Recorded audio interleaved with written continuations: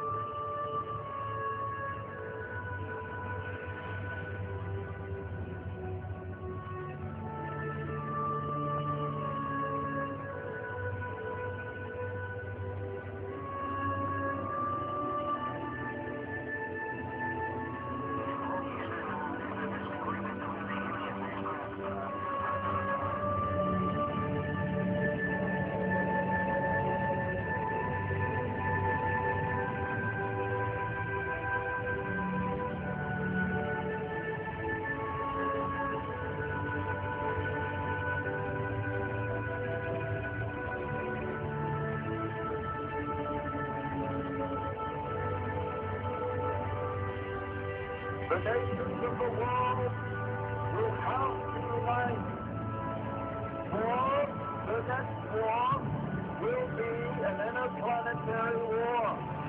The nations of the earth must someday make a common front against attack by people from other planets.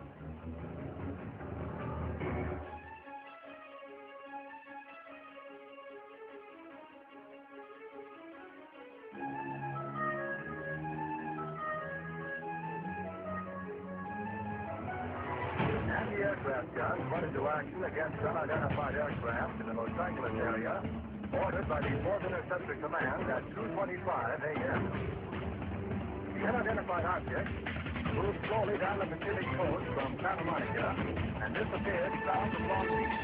Searchlights closely followed the object down the coast and kept it centered in their trail.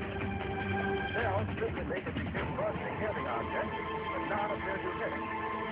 The shooting stopped about 3:30 a.m. Approximately 20 minutes after the firing died down, the ship returned and headed westward from Long Beach toward Santa Monica. The guns went into action again, hurling round after round of shells at the object. The second barrage appeared to be closer to downtown Los Angeles, since watchers could hear the concussion of the guns more clearly, and the flash of bursting shells was brighter. Then the ship disappeared for the second time over the ocean. We return you now to CBS in New York. That was Byron Harbor on the West Coast.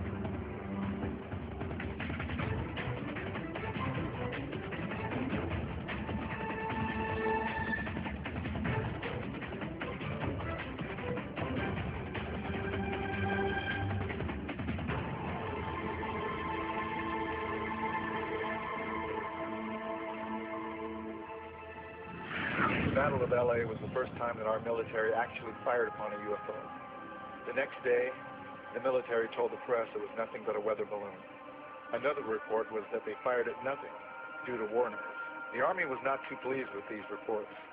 If they could not bring down a weather balloon with almost 1,500 rounds fired and direct hits, then what would they be able to do firing at real enemy targets? This was the first time official denial was put into motion regarding UFOs. This was 1942, only a few months after Pearl Harbor. Our distinguished guest for this evening is Dr. Willie Legg. Well, now, is our own government, our own Defense Department, taking the flying saucer report seriously?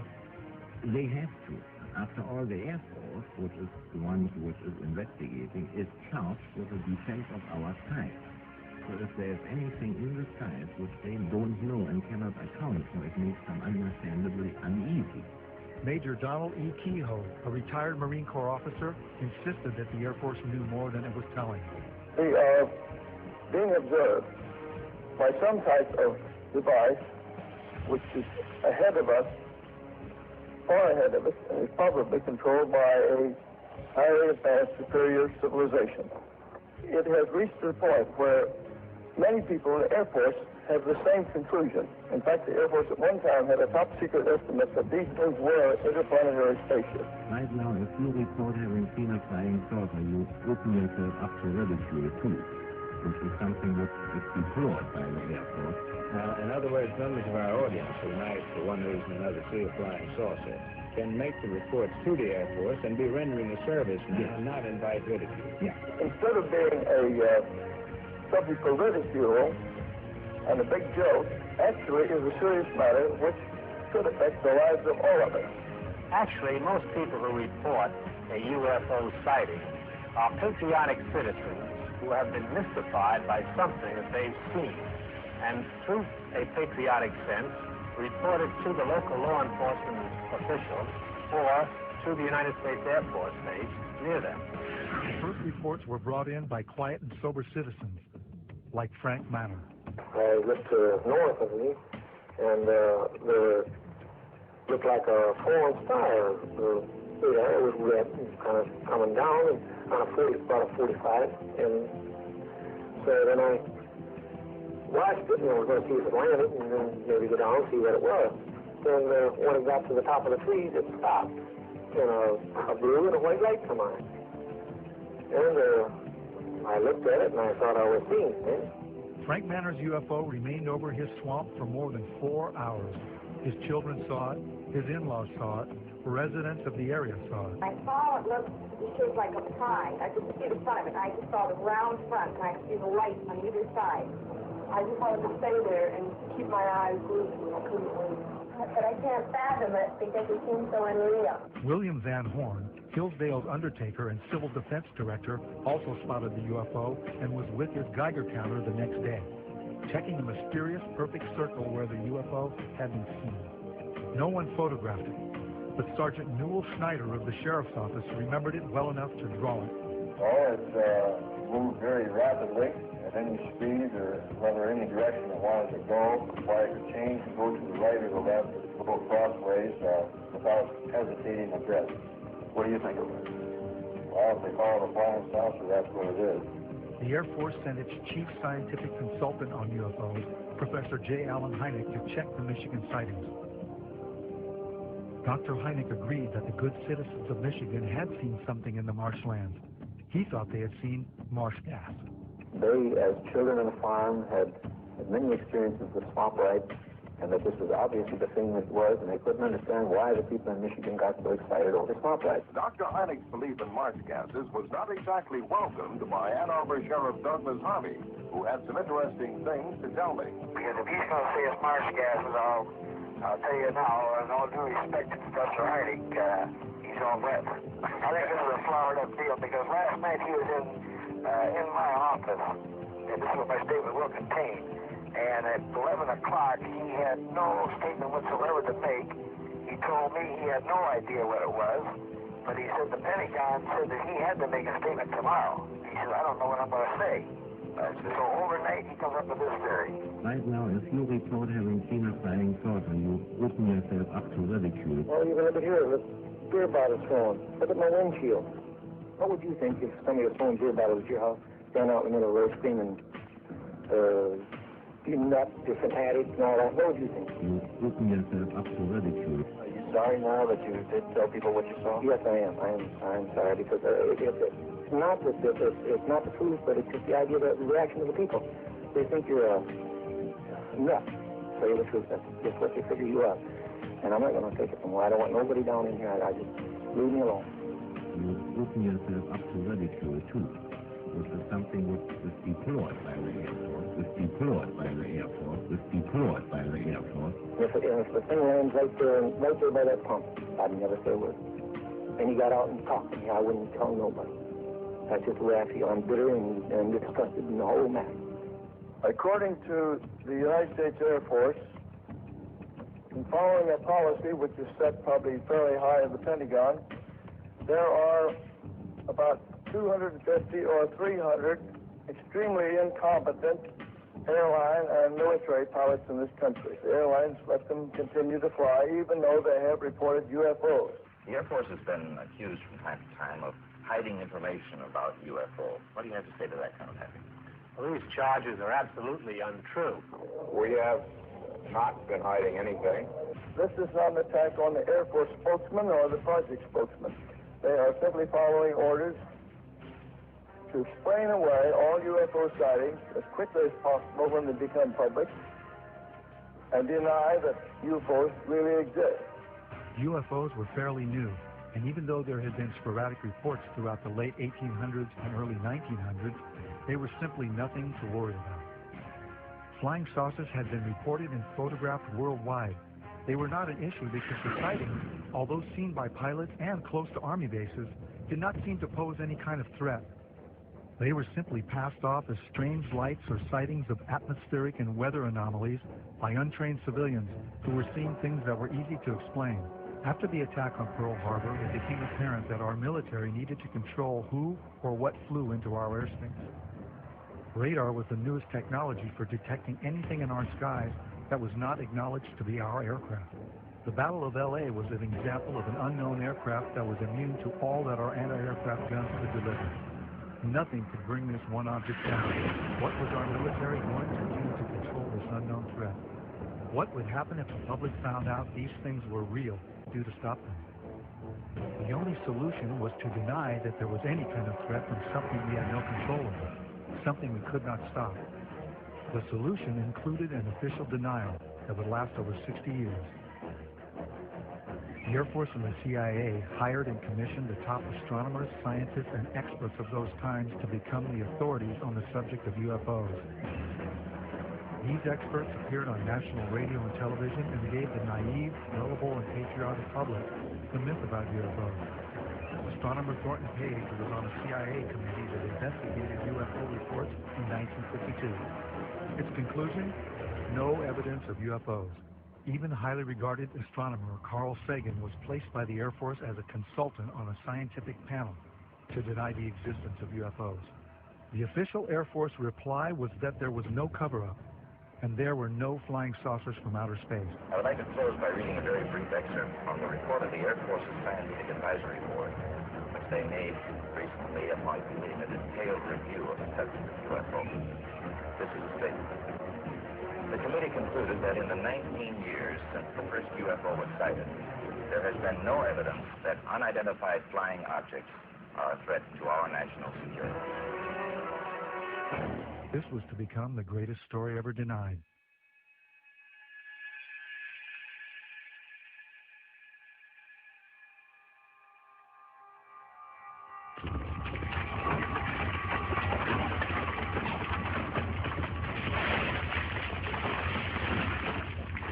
Like many other people in Los Angeles, my brother and I were devastated by the Northridge earthquake. I was awake that morning making final edit decisions on a film that we had been working on for the past year. Our film and video editing studio was destroyed, so we had to finish cutting the film at one of the labs in Burbank. We didn't realize that the earthquake was only the beginning of what would become one of the many life-changing events that were about to unfold. We decided to go home and visit our family for a while before coming back and starting all over again. We went back to Roswell, New Mexico, which is our hometown, and a couple of months later we filmed the first broad daylight footage ever taken of UFOs over the Roswell area. We compiled an enormous archive of broad daylight UFO activity at Midway, which is where we all grew up, and which is located just 9 miles south of Roswell.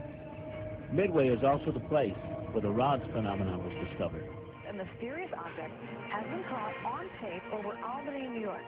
It looks suspiciously like a missile. Is that possible? Yeah, that's pretty scary over a commercial airport, but I don't know, whatever it is, it was going very fast, it was above the clouds, and it was hundreds of feet in length. So the FBI has seen this tape? Yeah, they took it from me, and it's on its way to Washington to be analyzed. Now, what do you think it is? I mean, just looking at it, are you calling it a UFO, or are you calling it a missile? What does it look like to you? A lot of people are saying that it's this thing called a rod, which I'm not sure about. These biological creatures that live in the upper atmosphere, which sounds strange, that we haven't discovered yet because they just move too fast for us to see. It doesn't. So somebody's telling you that thing is an animal? Yeah.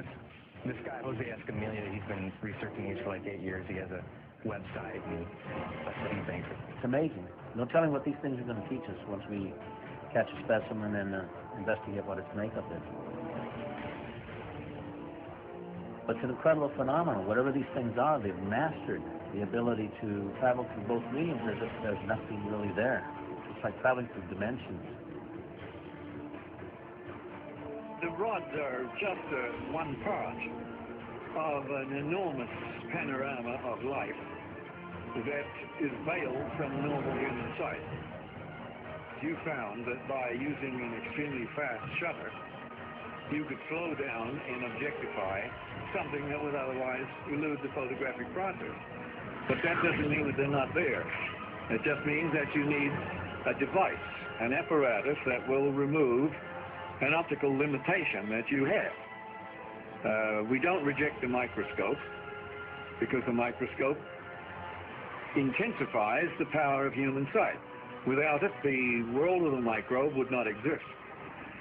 But that wouldn't alter the fact that our entire environment, our entire living scenario, is really conditioned upon what happens in a domain that we cannot see directly. In my opinion, the same thing applies, and this will be verified in years to come, at the upper border of nature. But I realized at this point that it's very secret, that it was kept secret, because I asked him, what are you going to do with this piece of information? And he said, we always airbrush these out before we sell them to the public. So they're pesky little creatures appearing on this photograph they wanted to get rid of. This is a fact of the matter. We were really not sure after John flew whether or not there were critters, living critters out there somewhere. Critters that were captured by NASA on that mission, the STS-75, in 1996. In all my considerable experience of the entire UFO scenario, I have never seen and never expected to see footage like that. And least of all did I expect to see it on film that, or tape that had been exposed by the government in a NASA mission. The shuttle Columbia in this mission was equipped with a very sophisticated and expensive ultraviolet camera. It was sensitive to the near ultraviolet. And when they were up at 300 miles above the atmosphere, they launched from the Columbia a small satellite with a tether. Not long after it was launched from the Columbia, the tether broke. We'll record steadily the whole break and coil back to the tether. Copy, Claude. Here we go. Again, this is a view of the satellite. Well, if it had to break, it did it in the right place. And you see on this astonishing film, you see the satellite go drifting far astern of this orbiting Columbia.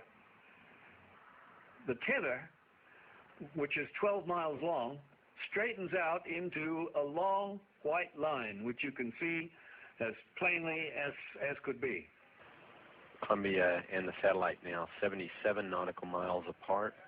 Now, while this is all going on, a whole covey of UFOs, perhaps 36 of them, manifest to this ultraviolet camera, and they begin moving around, circulating, looking for all the world like something in an aquarium tank. The satellite, again, just moving into sunrise. Now, Houston, of course, down on the ground, is getting this feed from the Columbia, and they ask the astronauts in the shuttle, what can they see? What is it they can see? You guys getting the image? Franklin, we see a long line, a couple of star-like things, and a lot of things swimming in the foreground. Can you describe what you're seeing? Well, the long line is a tether, and there's a little bit of debris that kind of flies with us. It is like a brilliant white bar. It looks like a neon sign, and it's 12 miles long. Now, what this does is give you a sort of cosmic ruler by which you can get an idea and an estimate of the diameter of the UFOs that are flitting around down there. Now, when you see them go behind the tether, that means that you can use that tether like a ruler to measure their diameter. And those things that are down there going behind the tether are between 2 and 3 nautical miles in diameter. One of the things you see over and over again is you see UFOs materialize into the ultraviolet while you watch. You see them come from out of nowhere to the point where they are returning a response to the camera. You also see them dematerialize while you have them under observation. There's 2 of the central things that have gone on with UFOs since day one: materialization and dematerialization. It's going on in this film, 300 miles above the Earth, photographed by your government with your astronauts superintending the whole thing. They're completely unzoomed, and you see the full extent of the tether. Columbia, Houston, that's a much better view, a lot more contrast visible. It's not an infrequent occurrence out there. They happen quite often. There were probably 1,540 cases. I have over 3,000 cases now. They estimated 100 yards from the left wing with this 100-foot disc. And the strength of the signal was as strong as the surface contact on the water of an aircraft carrier. This contact was huge. We were flying tankers over England, and London Control asked us to intercept a UFO. So we would go from 1 o'clock, 7 or 8 miles to 6, 7 o'clock, 7 or 8 miles inside of 4 or 5 seconds. They could rise, go straight up. They could do that. It seemed like instantaneous. Once they started moving, they went straight up, for a while, and then they went zap. Then it just sort of disappeared, it dematerialized, and left the atmosphere of this zone. It just took off into space. It just left. There have been ET visitation. There have been crashed craft. There have been material and bodies recovered. I didn't want to look at it any longer than that because I felt that my life was in jeopardy. I was beaten, literally hit in the ribs and pushed, and I was resisting. And I know Sergeant Baskinza was doing the same thing. He said, "You are never to speak of this again. As far as you're concerned, this never happened." You never saw this. I don't exist, and this situation never happened.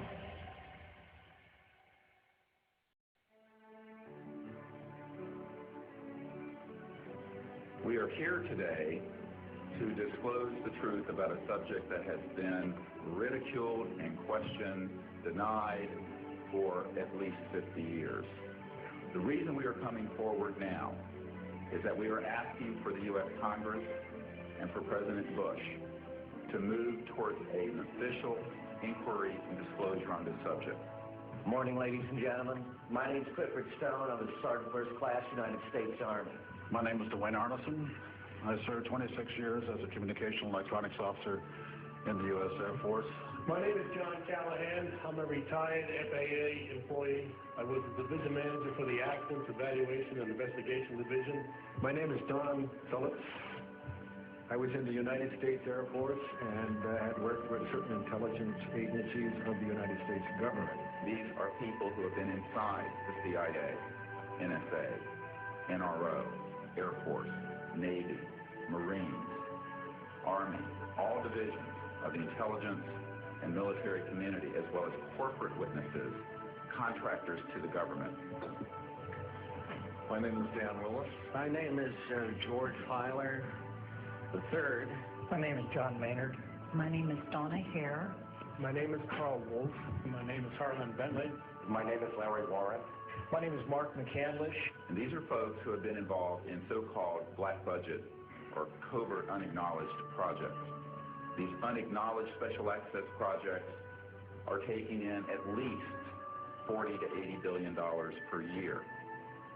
And they are sitting on technologies that can change the world forever. My name is Charles L. Brown. My name is Michael Smith. My name is Robert Solis. My name is Carol Rosin. I have had grown men weep who are in the Pentagon, who are members of Congress, and who have said to me, what are we going to do? And I'm prepared to tell the story in front of Congress, and that it is the truth. And I will testify under oath before Congress that what I'm saying is the truth. I'm prepared to go to Congress, to swear before Congress that everything I've told you people and everything that is here is the truth. These men and women have come forward and they have their credentials, they can establish who they are, and they have been first-hand witnesses to some of the most important events in the history of the human race. I'm willing to testify to the truth of all these matters that I've spoken about in front of Congress under oath. I'm willing to testify before Congress that what I'm saying is true. And I am prepared to testify in detail concerning these events and their truthfulness before Congress. These statements are true and willing to testify under oath before Congress. That I will testify under oath as to what I say is true, and I will do so before Congress. I will testify before Congress if necessary and explain exactly what happened. And I will testify before the Congress under oath about everything I have said and more. I have personally briefed a sitting director of Central Intelligence, James Woolsey, President Clinton's first CI director. I have personally briefed the head of the Defense Intelligence Agency, the head of Intelligence Joint Staff, members of the Senate Intelligence Committee, many members of Congress, members of the European leadership, the Japanese cabinet, and others. And what I have found is that none of them are surprised that this is true, but they are uniformly horrified that they have not had access to these projects. A lot of people talk about conspiracies over a shadow government. I'm willing to testify before Congress that these black operations do exist. I nearly became part of it. But I saw the light, I think, or would, and I got out. And that's it. We have to disclose what we know. And I am willing to testify before Congress under oath, or before any other organization. What I witnessed is true. This whole project, bringing this out in the open, will probably take other people too. But myself, I'm 73 years old, and I've had a good life and no regrets. I've loved this country, and I've been a Christian all my life since I was about 11 years old. And so I believe God wants us known. And I believe the cosmos wants us known. I know we're not alone in the universe. I know that the absence of evidence is not evidence of absence. It's evidence that has been denied to the American people.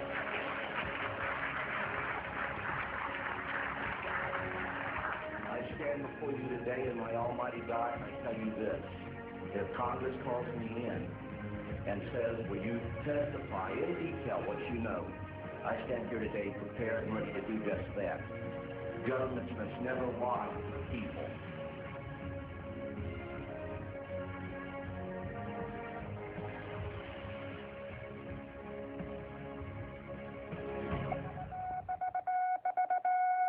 Headline edition, July 8, 1947.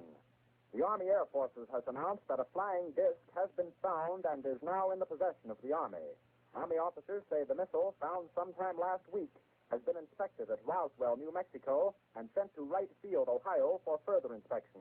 The whole project was get as much information and technology out of these crafts as fast as they could, and to steer the news media off on some crazy idea that these sightings were created by college pranks and balloons and meteorological problems. And a lot of the information was siphoned off by the CIA and the National Security Agency and people at ONI, Office of Naval Intelligence. It was the first time I'd ever seen anything like this before, and all eyes were just peeled on that particular thing. And when he told us what it was, it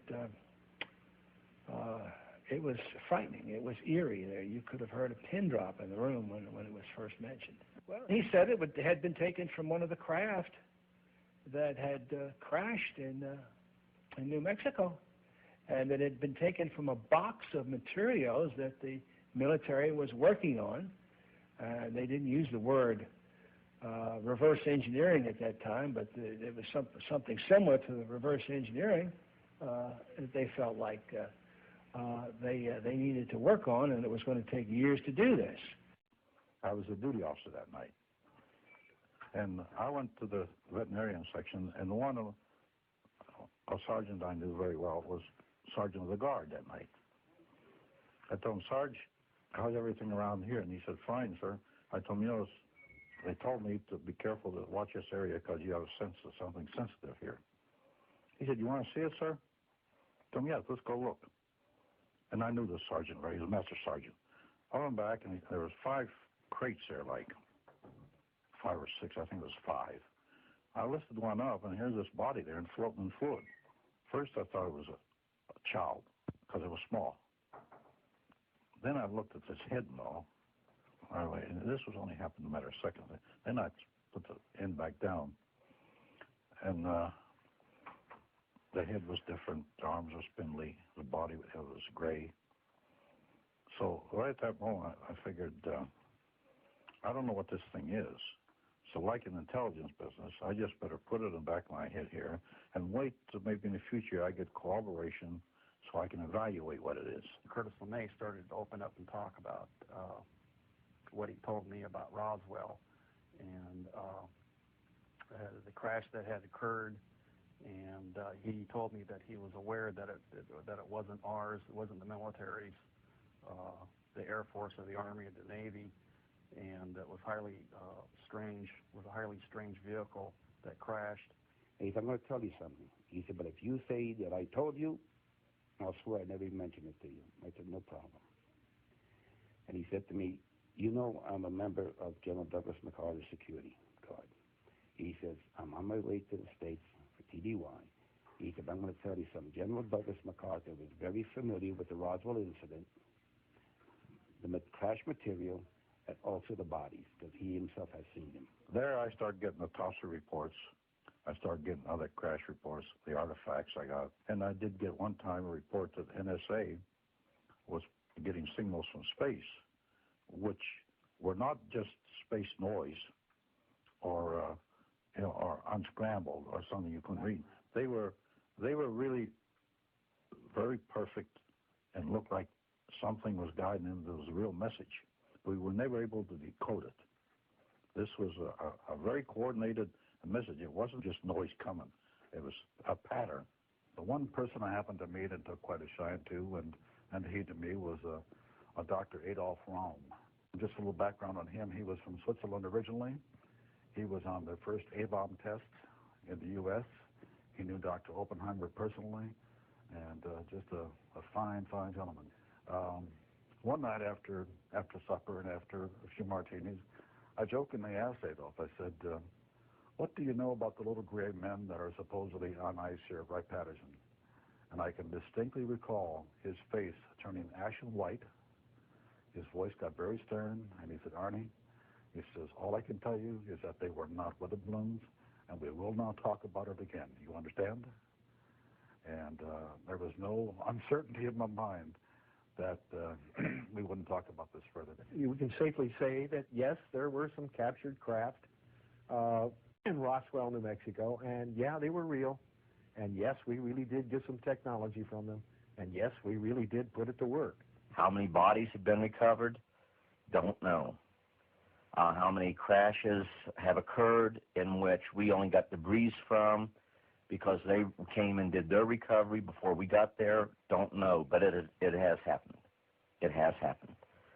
When they have problems, just like we send out a distress call, they send out a distress call, which is something that a lot of people don't allude to or don't even, it's the one question that's never asked.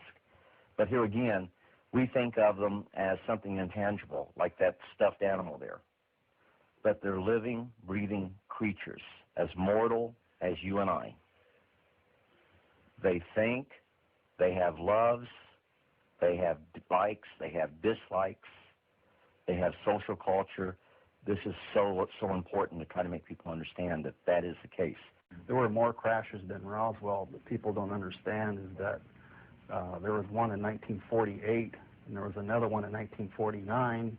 The radar testing in New Mexico was the cause of a lot of them that were crashing, and high-powered transmitters, when they would get too close to transmitters, it would interfere with their guidance control, and they would just crash. Other craft crashed.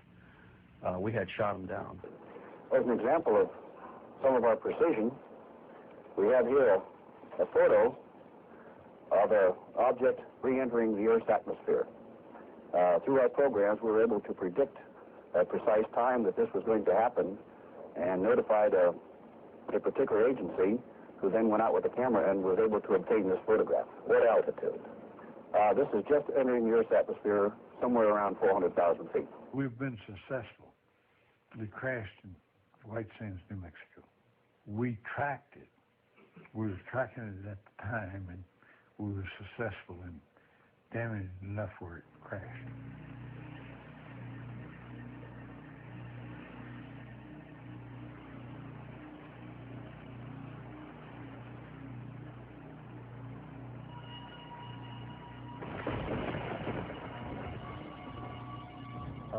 I can verify, corroborated by the people that I have worked with and do work with now. I made a comment that was really funny at that particular point. I didn't really connect it with anything until later. He says, you have no idea at all what we're about, do you? And I told him, no, sir, I don't.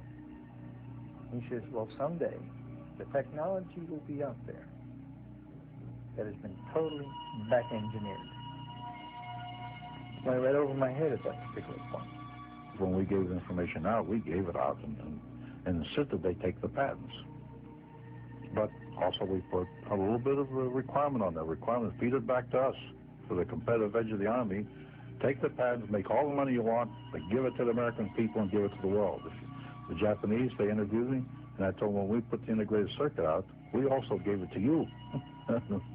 Also had fiber optics laying there. They didn't know what these things were. They figured they were wires of some sort, but didn't know how they operate. The interesting thing that shows you that we have not achieved the point of where these fiber optics are is my dad would also hold them in his hand, and when he closed his hand around them, the ends would be glowing. So this means they contain their own energy. Okay, well, why would you need a fiber optic system in a spaceship?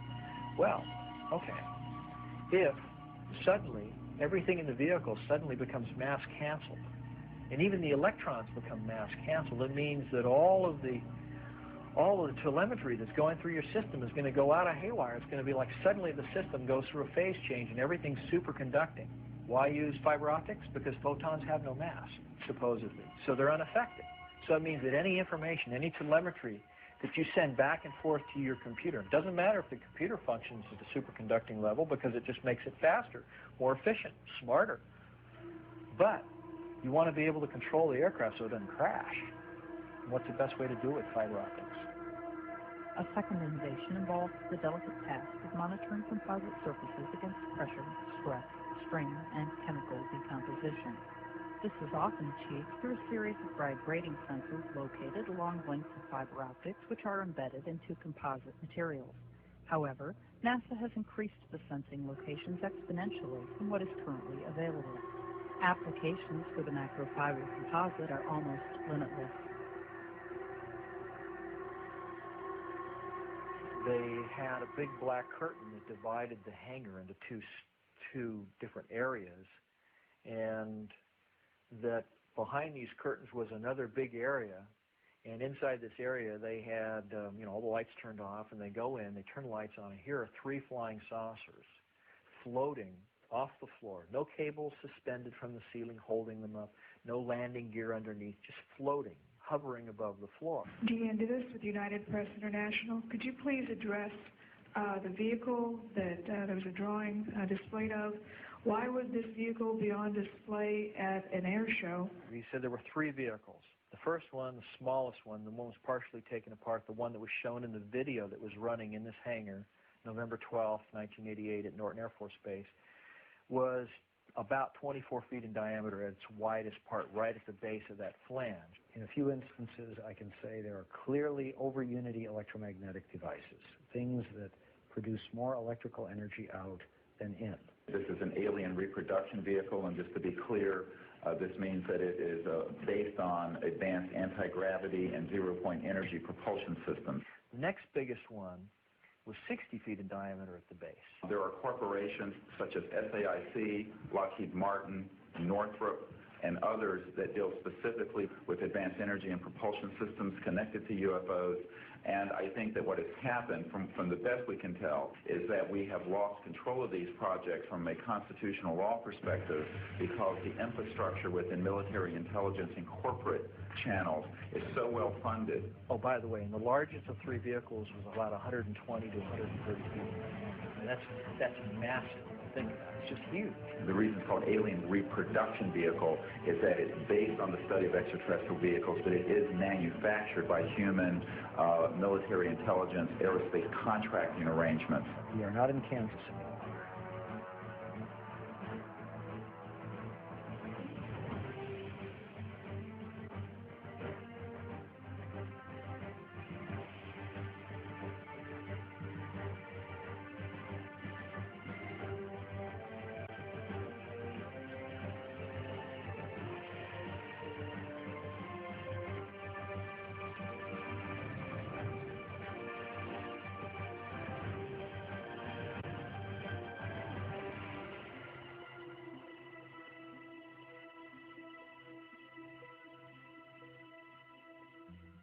Brad said that in this exhibit at Norton Air Force Base, that a 3-star general said that these vehicles were capable of doing light speed or better.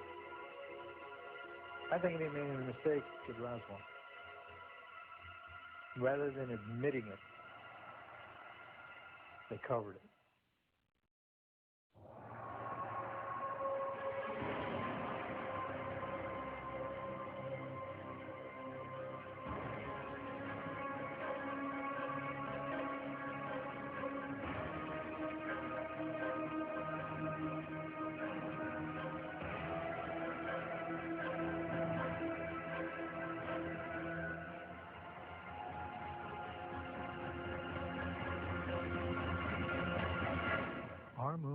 object that exists in our immediate space. For years, there have been anomalies recorded, such as mysterious lights, flashes, and objects that have been seen by astronomers here on Earth.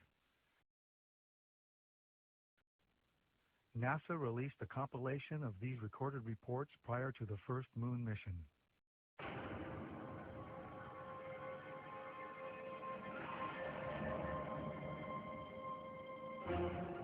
Gemini 70, are you looking at your 8? Last clear, 7, go ahead. Hotel 0, 10 o'clock high. This is Houston, say again, 7? Hotel 0, 10 o'clock high. Roger. Southern Control here again. The reference in that conversation was bogus. It was normally reported. Citing the bogus.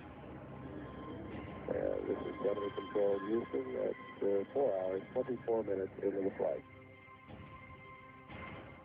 Well, as far as the moon is concerned, I think they found when they got up there that there was already somebody there.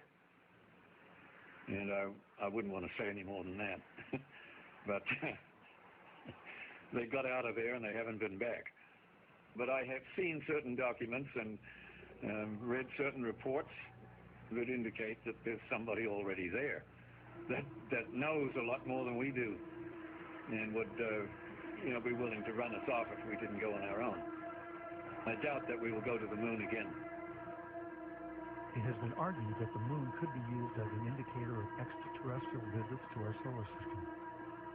Unfortunately, the detection of ET artifacts on the moon is outside the interests of most mainstream archaeologists, as archaeology tends to adhere to a pre-Copernican geocentric point of view.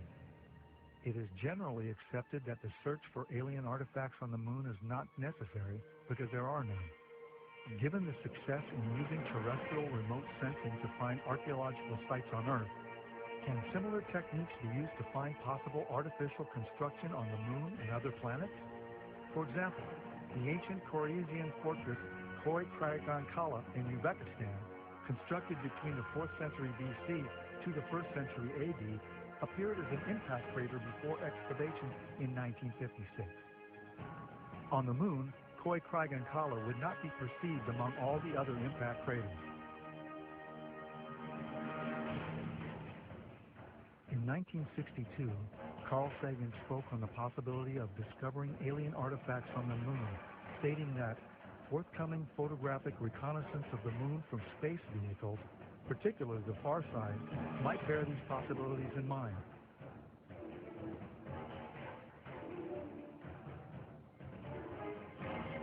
Rectangular patterns on airspace photos are recognized as signs of human culture in the remote sensing of the Earth and air archaeology.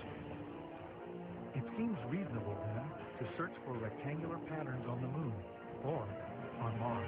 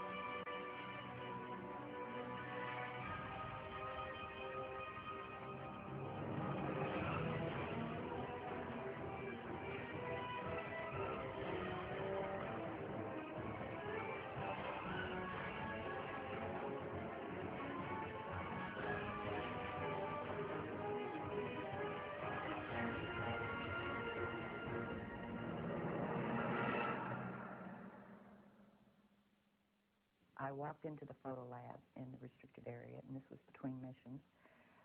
One of the gentlemen I had been friends with, and I still talk to occasionally, he pointed to one area of this mosaic. It was one panel of a mosaic with a smile on his face. He said, "Look over there." And I looked, and in one of the photo panels, I saw a round white dot. And at the time, it was very crisp, very sharp lines on it. And I said to him, what is that? Is that a dot on the emulsion? And then he's grinning, and he says, dots on the emulsion don't leave round shadows on the ground. And there was a round shadow at the right angle, at the correct angle, the sun shining on the trees. I saw pine trees. I didn't see a coastline. I don't know where this was. And I said, is this a UFO? And he's smiling at me, and he says, I can't tell you that. I can't tell you that. What I knew he meant was it was, but he couldn't tell me. So I said, what are you going to do with this information? And he said, well, we always have to airbrush them out before we sell them to the public. In 1965, in mid-1965, I was loaned to the Lunar Orbiter Project at NASA on Langley Field. They had problems with a piece of electronic equipment that was bottlenecking their production of photographs. I was taken into the laboratory where the equipment was malfunctioning. The Airman Second Class was in the darkroom at that time. I was also an Airman Second Class. About 30 minutes into the process, he said to me in a very distressed way, by the way, we've discovered a base on the backside of the moon. And then he proceeded to put photographs down in front of me, and clearly in these photographs were structures, spherical buildings, and towers.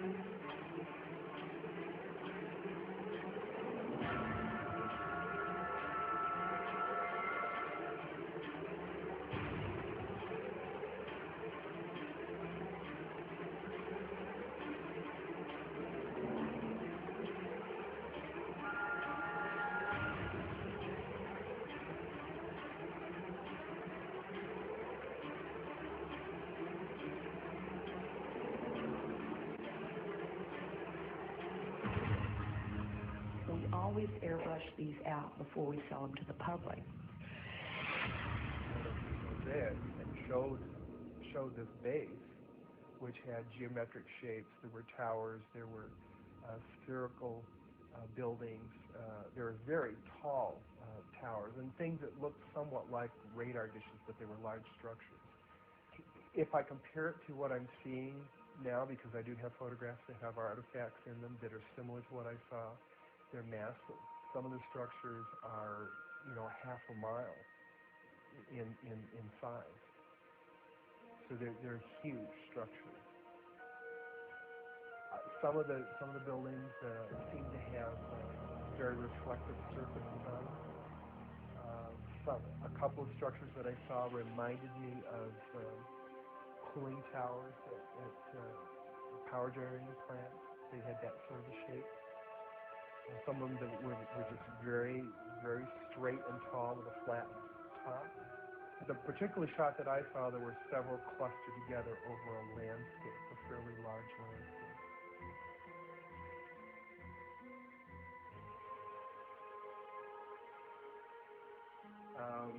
I worked there for 3 more days, and I remember going home and naively thinking, I can't wait to hear about this on the evening news. And here it is, more than 30 years later, and I hope we hear about it tonight. And I will testify under oath before Congress that what I'm saying is the truth.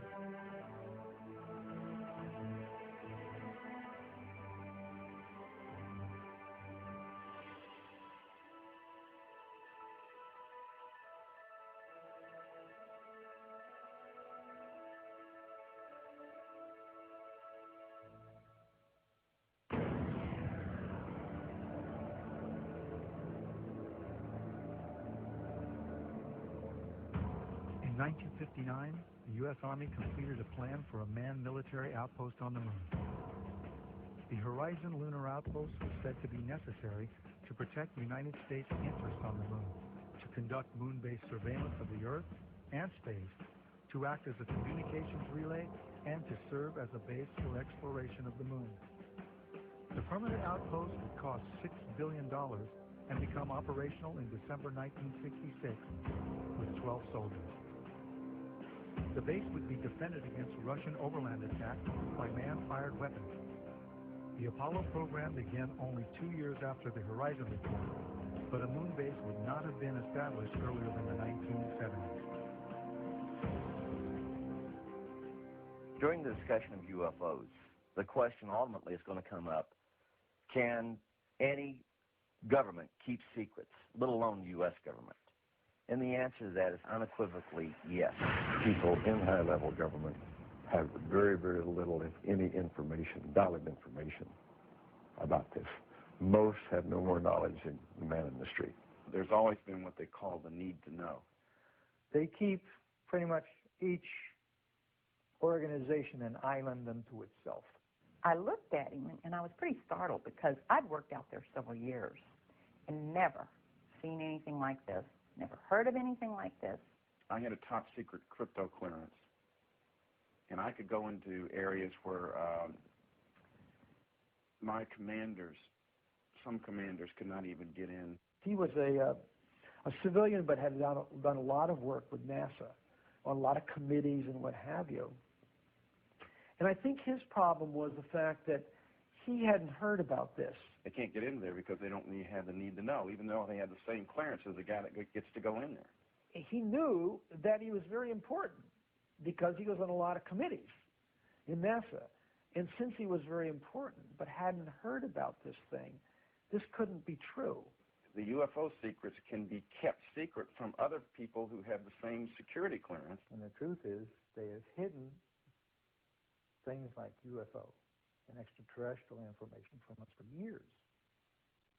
Not just the current era, but back before the 1900s. There's about 38 levels above top secret. The highest is cosmic. That's, okay, I'll tell you right off now, that's UFOs, aliens, and particleization. Now, like you heard a while ago, there's only probably about 25 people in the world that know things that are known at that level. No president has had that level, has ever been cleared for that level. Eisenhower was the closest. Eisenhower wanted somebody to be in charge. He tried the CIA director, and it didn't work. CIA was working primarily for itself. Most of the intelligence directors of the services were working for themselves. What happened was Eisenhower got sold out. I think that he realized that all of a sudden this matter is going into the control of corporations. He realized that he was losing control. He realized the phenomenon of whatever it was that we were faced with was not going to be in the best hands, and those were the, as far as I can remember, that was the expression that was used. It's not going to be in the best hands. In the councils of government, we must guard against the acquisition of unwarranted influence, whether sought or unsought, by the military-industrial complex. The potential for the disastrous rise of misplaced power exists and will persist. We must never let the weight of this combination endanger our liberties or democratic processes. We should take nothing for granted. Only an alert and knowledgeable citizenry can compel the proper meshing of the huge industrial and military machinery of defense with our peaceful methods and goals. And so it was organized under the name the NRO. You couldn't mention NRO. NRO, National Reconnaissance Office, basically run by the Air Force, The reconnaissance office, from my understanding of people that I've had contacts with since I retired, has taken on a lot more responsibility, particularly towards UFO and extraterrestrial activities. You could say that they picked up where Blue Book dropped off. If you're on that level, there's an organization worldwide called ACIO. That's Alien Contact Intelligence Organization. If you pay your dues and you follow the rules, you can benefit, your government is allowed to benefit from that organization's information. Henry Kissinger headed some sort of a study group back in the 50s to study the ramifications of this information if it had leaked through a credible source. In fact, Jimmy Carter was not brought into the loop. They, for some reason, the control group, they don't trust the guy for some reason. They don't trust Jimmy Carter. They were afraid that he would come out and make statements, blanketed statements to the news media. I was contacted by Ms. Marcia Smith, who was the director of the Science and Technology Division of the Congressional Research Service. She asked to meet with me, and I met with her, and she informed me that President Carter, upon taking office in January of 1977, held a meeting with then the Director of Central Intelligence, who was George Bush Sr., and demanded that the Director of Central Intelligence turn over to the President the classified information about unidentified flying objects and the information that was in the possession of the United States intelligence community concerning the existence of extraterrestrial intelligence. This information was refused to the President of the United States by the Director of Central Intelligence, George Bush Sr.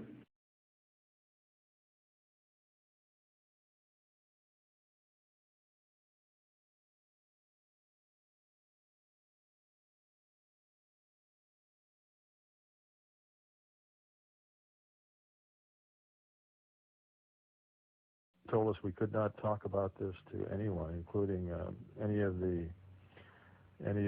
other crews, our spouses, our family, even amongst each other. So we could not discuss this at all. In the military, they do ridicule you, and I was ridiculed a few times. I was told I would never make Master Sergeant. I was on orders for tech, but I was told I would never make Master Sergeant, and I brought the strap up again. The pilots that had seen things and talked about it, some of them were let go, some of them released from their flying and treated as nutcases and things like that. At times I used to carry nuclear weapons. In other words, I was mentally fit to carry nuclear weapons, but I'm not mentally fit if I see a UFO. Well, this criticism and this ridicule has, I think, done more to keep the story coming out than almost anything else. It had been discussed with me on numerous occasions. Talked about what could happen to me militarily and what could happen to me even if I discussed this as a civilian. That subject just was dropped. It just wasn't discussed. Anything to discredit you, and you'd never get a promotion, and I'd spend the next 3.5 years up the North Pole living in a tent checking a weather balloon. I've made no money from this. I've got nothing but pain and suffering out of it. I was talking about it. I've been harassed at my home. This was used against me partially in losing a job once in teaching. I've had a hell of a time after I've told this story, but I continue to tell the story because I think it's important for people to understand that this sort of shit goes on in the government. He was sorry he wrote the book. He was sorry he exposed the family to the ridicule, to the lawsuits. It's been very tough on our entire family. He did not want to die, leaving us with these problems. Just hope that the future people such as yourself and me will know what to do with this type of knowledge that this man brought forward. I do say that he is the first man to come forward in a high capacity.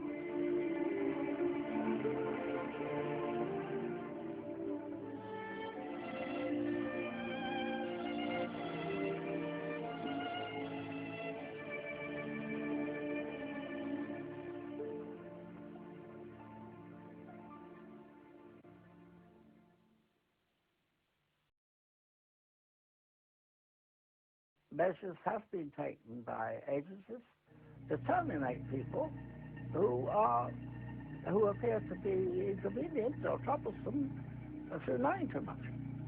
I would go interview people that claimed they had seen something and try to convince them they hadn't seen something or they were, hallucinating or something.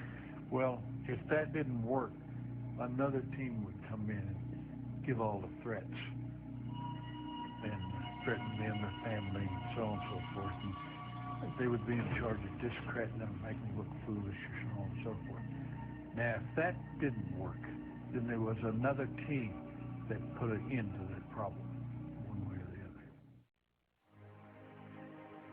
Secretary of Defense Forstall was the first real powerful known person that was eliminated because he was going to release the information. And nobody has ever paid for that crime. That crime has never been really thoroughly investigated by forces to see what happened to him. But most people know that he was thrown out the window of the hospital, and he wasn't killed by being thrown out the window, but he never got up alive. He was talking about being erased. And I said, "Man," I said, "what do you mean, erased?" He said, "Yes." He said, "You will be erased." I said, "How do you know all this?" And there's something to that effect. And he said, "I know." He said, they'll go after not only you, he said, they'll go after your family. And that is what his words.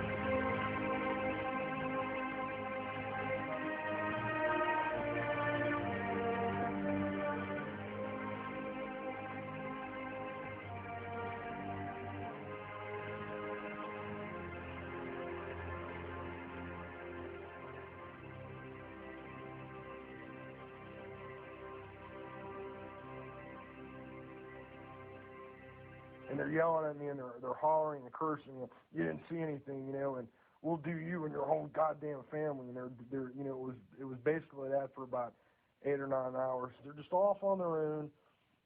There's no oversight, no control. They just do whatever they want. They don't. And they're evil, man. These people are evil. Basically, it's an oversight group intermingled with the National Security Council and the National Security Planning Group. They have full control. They have no congressional oversight whatsoever. They answer to nobody except for the President of the United States. But they're trying to push it aside away from the President.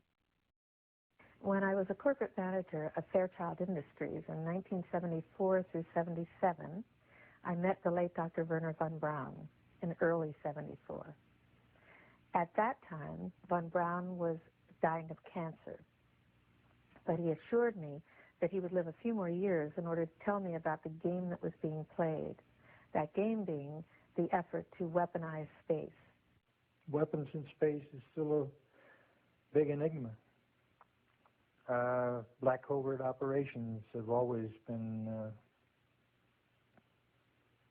trying to do something like that. Von Braun's purpose in life during the last years of his life, his dying years, was to educate the public and decision makers about why space-based weapons are dumb, dangerous, destabilizing, too costly, unnecessary, unworkable, undesirable. The strategy that Werner von Braun taught me was that first the Russians are going to be considered to be the enemy. In fact, when I met him in 74, they were the enemy, the identified enemy. We were told that they had killer satellites.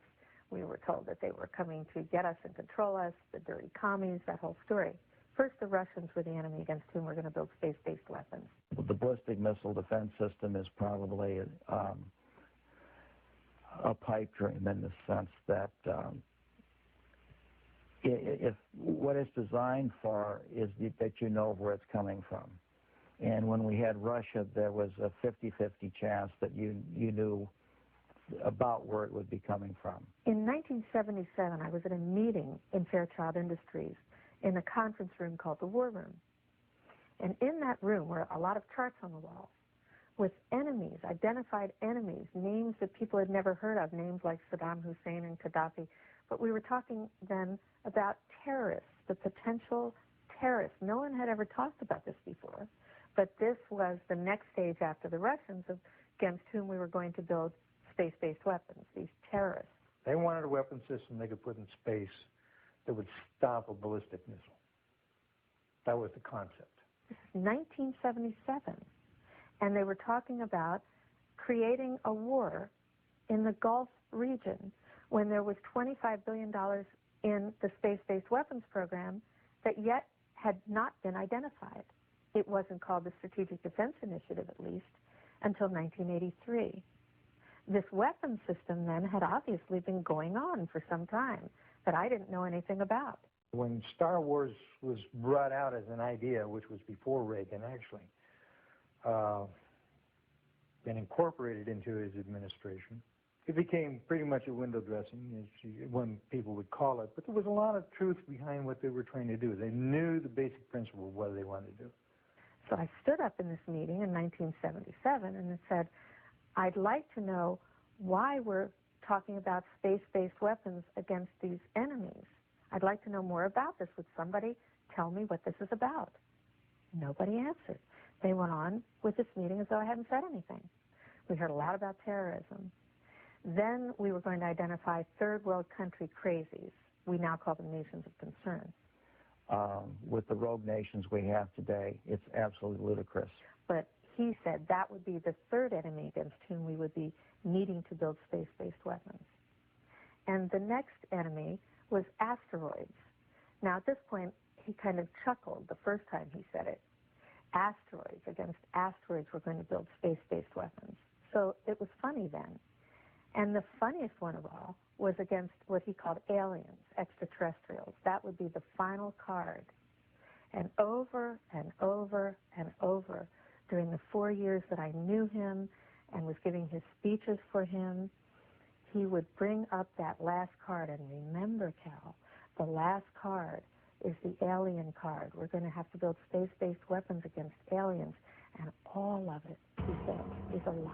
Well, if they were hostile, my own knowledge is, and feeling, I don't know about all of them, is that we could have been, with their weaponry, as it might be used, could have destroyed us a long time ago. If beings can travel in time-space, then anything we would put in orbit as a weapon would be like going against Genghis Khan with a firecracker.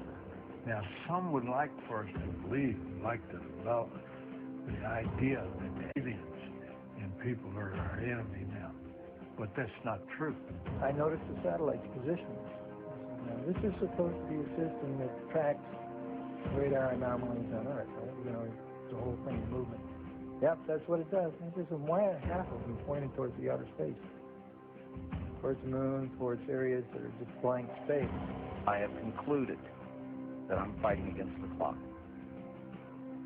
that I have but a short time to try to convince people that we are moving in an avenue where we are going to militarize space. As a result of militarizing space, we are going to acquire new technology. We're going to evolve new technology.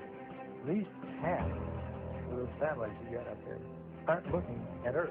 He had received several transmissions from the Pentagon and from other satellite monitoring stations of the NSA that they were tracking ETVs, extraterrestrial, that stands for extraterrestrial vehicles.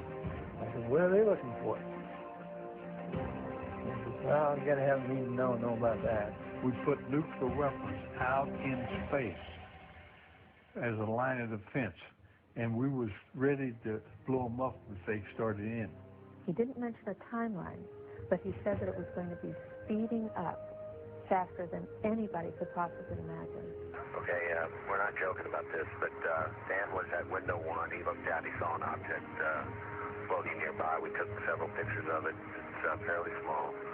We just heard that in the process of poring over that heat shield, they found 3 more objects floating in close proximity to the Space Shuttle Atlantis. There you go, 1, 2, and 3. Unclear what those are. Maybe a 4th there. Unclear what those are. Could be ice. Could be little pieces of harmless debris. Worst case scenario, could be parts of the heat shield. That is why NASA is concerned. So it's very hard to identify what those little things might be.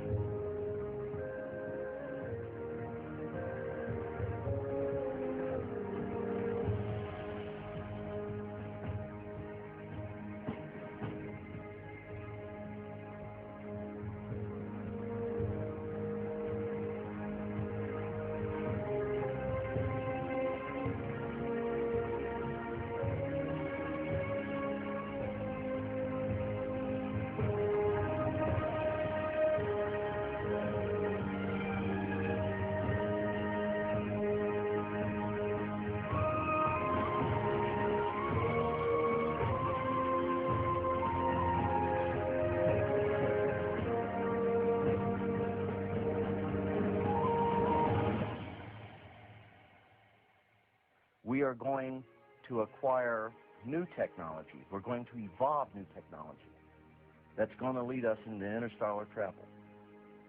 As a direct result, we will become a threat to them unless we spiritually grow also. Air Force Space Command, Masters of Space. June 9, 2006. Air Force Space Command was crucial in Zarqawi hit. Air Force Space Command news release. Air Force Space Command delivered space combat effects for the precision strike that resulted in the death of terrorist leader Abu Musam al-Zarqawi, head of Al-Qaeda in Iraq. A global positioning system aided GBU-38 Joint Direct Attack Munition was one of the 2 munitions used in the bombing of Zarqawi's last safe house. An artist's concept shows a GPS satellite orbiting Earth. We have to credit Lockheed Martin for this one, folks. Once again, GPS-aided munitions played a significant role in the success of an important operation, said Brigadier General Donald Alston, Director of Air and Space Operations, or AFSPC. We provide communications, navigation and timing, intelligence, surveillance and reconnaissance, and missile warning. Our mission is 365 days a year, 24 hours a day, 7 days a week, providing space attacks to the warfighter, said Vice Commander Major General Thomas Taberny. Air Force Space Command, Masters of Space. President George Bush is expected to issue a directive in the next few weeks giving the U.S. Air Force a green light for the development of space weapons, potentially triggering a new global arms race, it was reported yesterday. The new weapons being studied range from hunter-killer satellites to orbiting weapons using lasers, radio waves, or even dense metal tubes dropped from space by a weapon known as rods from God on ground targets. Space warfare experts said they expected the Bush administration directive to signal a shift in attitude towards exploring ways of affirming U.S. dominance in space militarily. In a memo that I wrote to President Bush last week, I stated that this campaign will persist until our goals are met, and they are as follows. That we have open, honest hearings on the subject in the U.S. Congress. That there be a permanent ban on the weaponization of space or the targeting of any objects of extraterrestrial origin. That there be a full and complete study of classified technologies connected to this subject, specifically technologies connected to UFO and extraterrestrial vehicles. If declassified and used for peaceful energy generation and propulsion, would solve the looming energy crisis definitively. You don't need cars unless you got an internal combustion engine. Well, if you have one of these units, that's about 16 inches long and about 8 inches high and about 10 inches wide, then you don't need to plug into Kit Carson, the local electric company. It burns nothing, no pollution, okay? It never wears out because there's no moving parts. Denny Klein uses an alternative fuel source once thought impossible. He says people still have trouble believing him when he reveals his liquid fuel. Water. Take water and electricity, and we break it down through our very unique electrolysis process. Klein has just patented his process of converting H2O to HHO, producing a gas that combines the atomic power of hydrogen with the chemical stability of water. It turns right back to water. You see the water running off of it. Klein originally designed his water-burning engine for cutting metal. Thought his invention would replace volatile acetylene in welding factories. And then one day, as he drove to his laboratory in Clearwater, he thought of another way to burn his HHO gas. On a 100-mile trip, we use about 4 ounces of water. Klein says his prototype 1994 Ford Escort can travel exclusively on water, though he currently has it rigged to run as a water and gasoline hybrid. Simply speaking, it can change the world by reducing our dependence on fossil fuels. These are equivalent to our... Pete Dominici is helping Klein take his hydrogen technology patents from a 2-room office in Clearwater to consumer markets around the world. You know what? Microsoft came out of nowhere, came out of the garage. Why not hydrogen technologies? The duo is already in negotiations with one U.S. automaker and the U.S. government. Their plans have grown from basic welding with water to powering the entire world from the safest and cleanest fuel on Earth. Members of Congress recently invited Denny Klein to Washington to demonstrate his technology. Now his company is currently developing a Hummer for the U.S. military that can run on both water and gasoline. I have concluded that it's based on a few people making a lot of money and gaining power. We have cartels. We have a whole set of cartels in an area, interlocking corporations, and behind this, we have a few people who are quite wealthy and who own most things. It's about ego. Everybody's trying to be the big monkey. It's really as simple as that. Who's control of petroleum of the world? A lot of people think that Iraq, Iran, and so on and so forth. They don't. They don't. We control it. Us and the British interests and the other world interests. Well, some people refer to this the secret government. I would say that in terms of profiting from the status quo, big oil. There are certain geopolitical and financial infrastructures that would not welcome a definitive replacement to the fossil fuels. So what we get is the great Armageddon everybody's been dreading. The energy crisis going right now, in my view, will probably evoke a great Armageddon that we've all feared so long in about 2007. It's about a few people who really are playing an old, dangerous, costly game for their own pocketbooks and power struggle. People in power right now don't want us to know is that this free energy is available to everybody. I will tell you, and we can prove this with other scientists who are ready to come forward, that we already have a complete replacement for any fossil fuels or ionizing nuclear power plants. We don't need them. We haven't needed them. Probably have not needed them since the time I was born. The, quote, cover-up of this issue that has been going on for the last 50 years is probably the biggest single threat to our democratic society. This is the greatest strategic threat to survival of the United States and, in fact, of civilization itself. It still bothers me that I've seen all this, I know all this, and I'm walking around like with the answer and nobody wants to ask the question. I think it's time for us to act, to end this charade. It's definitely time to make this disclosure on this. It's been kept secret too long. One of the things that I'm upset about is that good people are forced to do illegal things, and I believe that this information should be given to the American public. It's the discovery of the lifetime of humankind, isn't it? To find out that we're not here alone. People are walking around in a daze. They have no idea what is going on. The fools may blow the world from other causes. Don't misunderstand me. But they're going to blow it from this cause. A shadowy government with its own Air Force, its own Navy, its own fundraising mechanism, and the ability to pursue its own ideas of the national interest, free from all checks and balances, and free from the law itself. Whatever activity is going on, to the extent that it is a clandestine group, a quasi-government group, a quasi-private group, it is without any type, as far as I can tell, of high-level government oversight. And that is a great concern.